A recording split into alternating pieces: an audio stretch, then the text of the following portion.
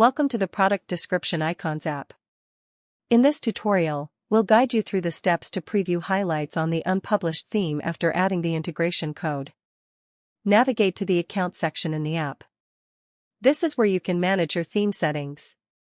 From the drop-down menu, select the Unpublished theme where you want to preview the highlights. Once selected, click the Save button. Just toggle the master switch off and on.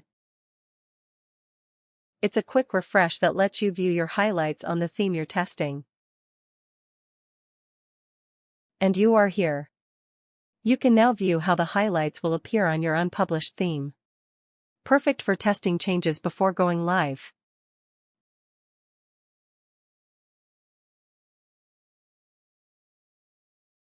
If you have any doubts, feel free to contact our support team, we're here to help.